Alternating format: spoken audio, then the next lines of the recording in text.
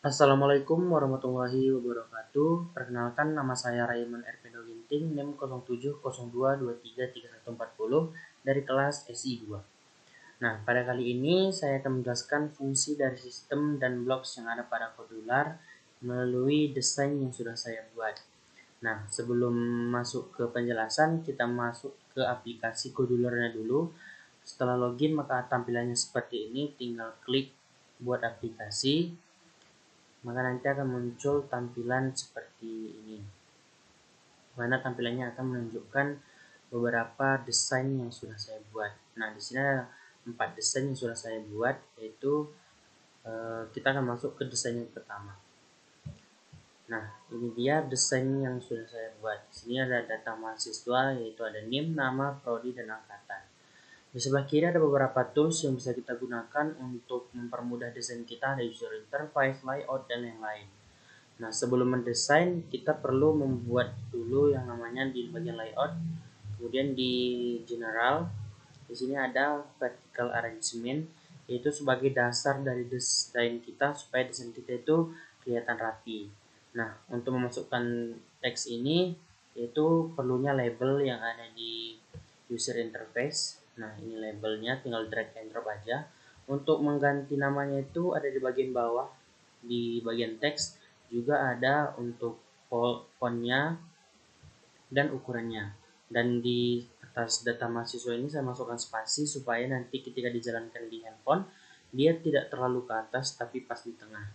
Nah, untuk memasukkan NIM dan tempat untuk mengetikkan NIM-nya ini, sebelumnya harus memasukkan yang namanya horizontal arrangement. Di situ pun juga ada di layout dan di general, supaya NIM dan buttonnya itu lebih rapi. Di sini ada nama dan tempat mengetikkan, namanya juga sama. Nah, di prodi ini dia agak beda karena pakai yang namanya spinner, karena di spinner nanti fungsinya itu bisa memasukkan beberapa pilihan, karena di prodi kan tidak hanya satu, jadi ada beberapa. Untuk memasukkan prodi bisa di elements from strings. Nah, di sini bisa tinggal masukkan beberapa prodi yang ingin kita masukin, namun setiap satu prodi itu ditaruh tanda koma supaya nanti ketika diklik add items ini dia akan turun ke bawah. Nah, di bagian sini ada button input. Nah, ini menggunakan button supaya nanti tombolnya bisa berfungsi. Nah, untuk mengubah tulisannya ini juga tuh sama seperti sebelumnya di bagian teks, tinggal ketik di sini maka nanti akan berubah di sini. Untuk mengatur ukuran juga ada di sini. Nah, ini edit juga sama, delete, refresh. Nah, di view ini pakai yang namanya list picker. Untuk view itu pakai list picker, itu juga mengubahnya sama seperti sebelumnya. Dan di sini juga ada nah, untuk menjalankan aplikasinya otomatis kita pasti memerlukan yang namanya database. Di sana air root, air NIM, air nama, air prodi, dan air angkatan. Air itu yang artinya adalah air table. Dan airtable itu kita dapat di storage. Nah, di bagian spacer tinggal drag and drop aja. Nah, jadi di ini dia database dari desain yang sudah saya buat.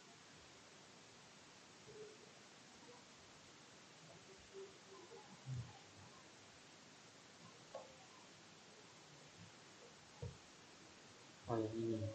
Nah, ini dia database yang sudah saya buat, ada NIM, nama, prodi, dan angkatan. Masuk ke desainnya lagi. Nah, setelah jika teman-teman ingin membuat desain yang lebih bagus lagi, bisa dipermudah melalui tools-tools yang ada. Selanjutnya kita masuk ke bagian blocks. Blocks ini adalah bagian yang akan menyempurnakan desain kita supaya bisa berjalan di handphone. Nah, yang pertama itu ada ini initialize global name. Ini adalah membuat variabel global bernama NIM dengan isi awal list kosong. Fungsinya untuk menampung semua data NIM yang diambil dari database dan Airtable. Begitupun juga dengan ini, mengambil data nama dari Airtable. Yang ini yang prodi juga sama, begitupun dengan angkatan. Nah, masuk kita ke screen 1. Screen 1 ini adalah event ini berjalan otomatis saat aplikasi atau screen pertama dibuka. Di sini ada KLR name, yaitu mengambil data satu kolom dari Airtable atau database. Dan ada juga ini kolom name atau name, yang adalah menentukan kolom yang diambil adalah kolom name. Jadi memastikan bahwa kolom diambil itu adalah kolom name. Dan ini ada max record 1200, itu maksimal jumlah data yang diambil sebanyak 1200 record. Begitupun dengan R nama. R nama ini ada when R nama.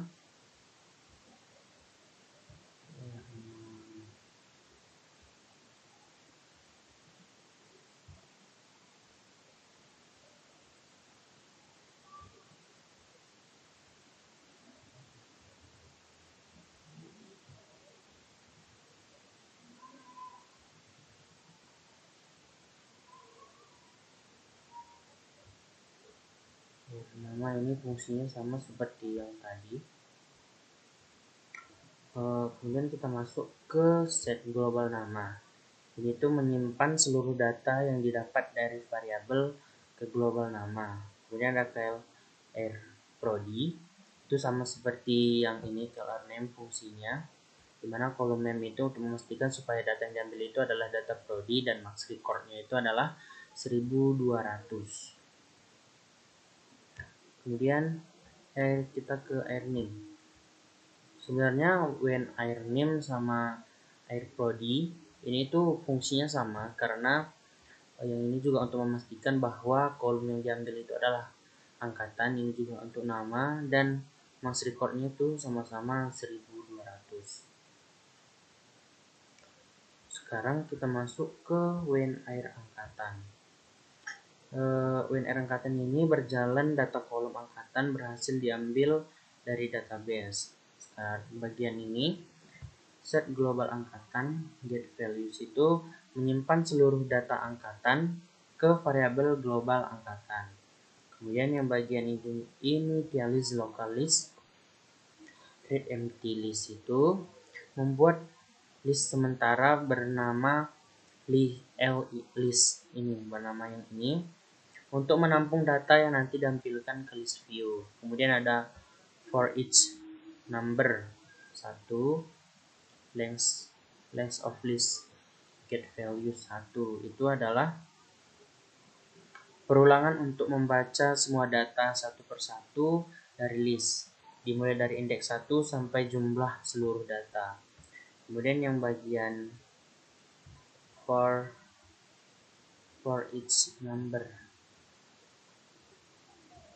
ini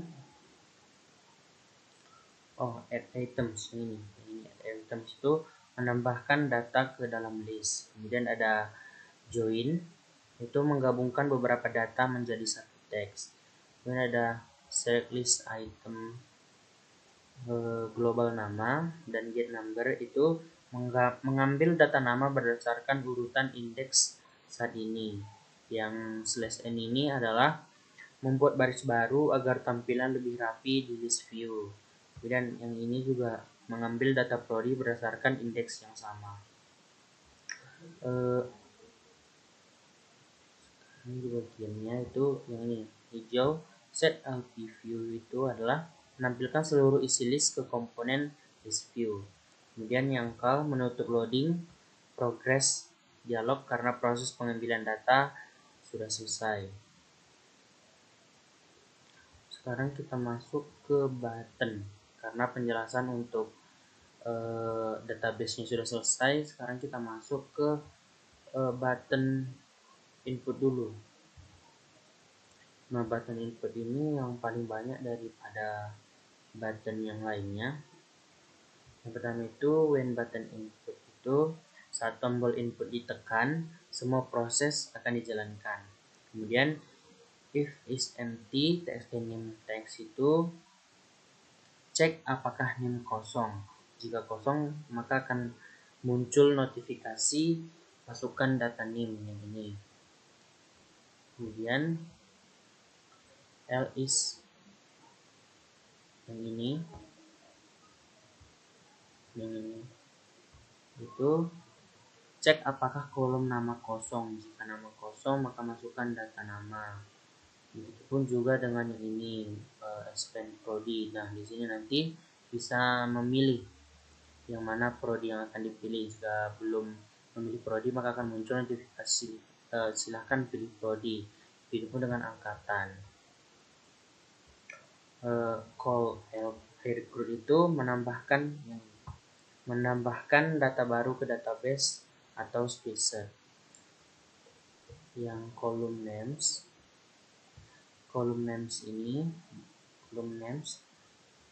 itu menunjukkan nama kolom yang akan perlu diisi, ada name, nama, prodi, dan angkatan. Kalau ya dia yang value sini, data yang dimasukkan ke tiap kolom. Data apa aja yang dimasukkan kolom? Di kolom ada text name, nama, prodi, dan angkatan. Sekarang kita masuk ke set text name. Itu adalah mengosongkan text box jika name setelah data disimpan. Kemudian yang nama itu mengosongkan text box nama. Spinner prodi mengembalikan spinner prodi ke pilihan awal. Kemudian yang angkatan ini mengosongkan text box angkatan. Terus call iron name ini mengambil data kolom name. Dan di sini ada 1200, artinya maksimal 1200 data yang diambil. Kemudian yang terakhir adalah notifier. Notifier ini adalah menampilkan pesan data berhasil ditambahkan setelah data simpan berhasil. Setelah button input, kita masuk ke button edit. Nah, di button edit ini, if is empty text then name text. Ini adalah mengecek apakah input name itu kosong. Kemudian kalau notifier itu jika kosong maka akan muncul notifikasi seperti ini. Pilih data dulu supaya user bisa memilih data dahulu untuk melanjutkan ke tahap selanjutnya. Kemudian yang ini else if button edit text, yaitu mengecek apakah tombol masih dalam mode edit. Kemudian yang set text name mengaktifkan input name agar bisa diedit. Yang nama mengaktifkan input nama, yang angkatan mengaktifkan input angkatan, dan yang terakhir ini set button edit itu mengubah tulisan tombol dari edit menjadi simpan. Kemudian masuk ke else, jika tombol sudah mode simpan maka data akan diupdate ke database. Terus ini call air recruit itu adalah mengupdate data berdasarkan nomor baris yang dipilih. Kemudian row number ini menentukan baris data yang akan diupdate berdasarkan item yang dipilih di list view. Di bagian kolom names ini yang make a list menentukan kolom yang akan diupdate. Di sini ada 4 kolom, name, nama, prodi, dan angkatan. Kemudian di bagian value make a list itu mengisi data baru dari inputan user, menginput text name, nama, prodi, ataupun angkatan. Kemudian yang notifier ini menampilkan notifikasi bahwa data sudah berhasil diupdate. Kemudian yang set text name ini mengosongkan inputan name sama seperti di bagian input tadi. Di bagian expand spinner ini juga supaya mengambil spinner prodi ke pilihan awal. Kemudian yang terakhir call air name. Nah, mengambil ulang data dari database agar list view langsung press dia.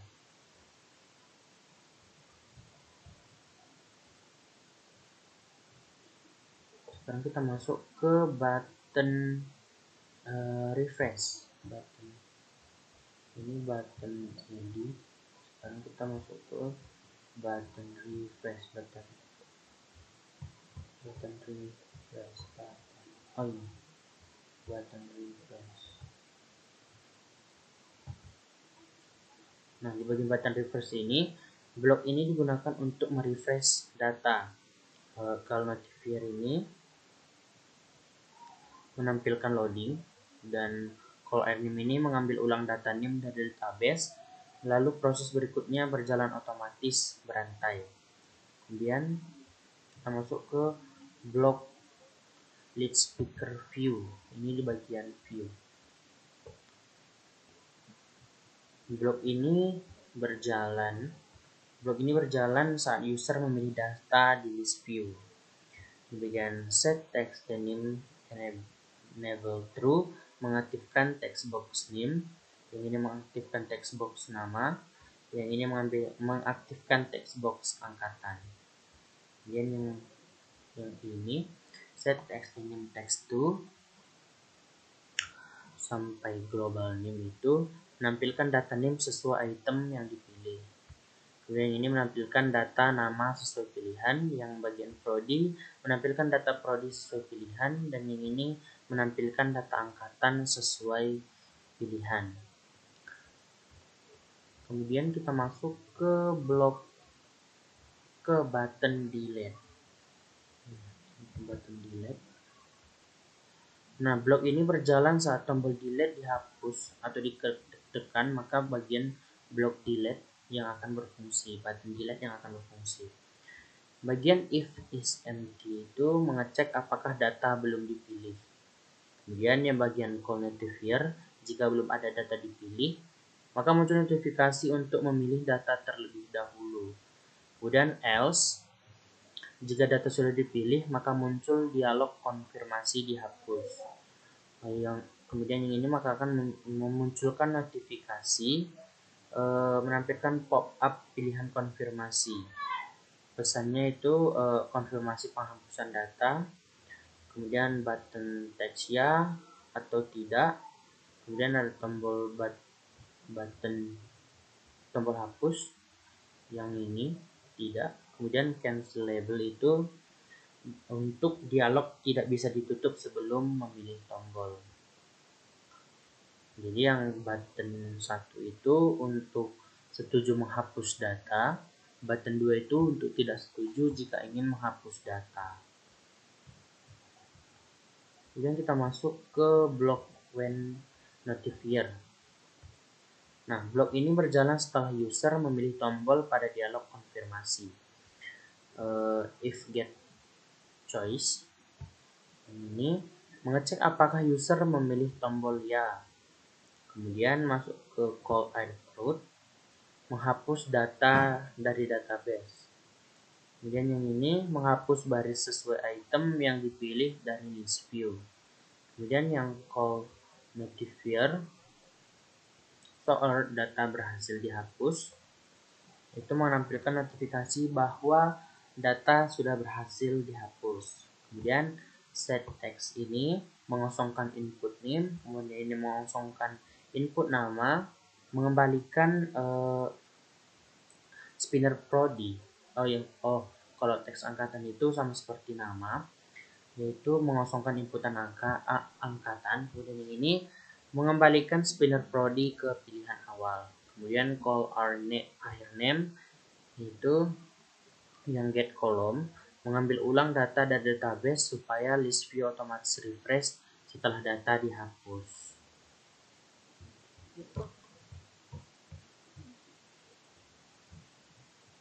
Nah, sepertinya sudah semuanya. Nah, mungkin demikian penjelasan tentang fungsi dari beberapa blocks yang saya gunakan untuk menjalankan desain dari aplikasi saya. Lebih kurang saya mohon maaf. Wabillahi taufiq wal hidayah. Wassalamualaikum warahmatullahi wabarakatuh.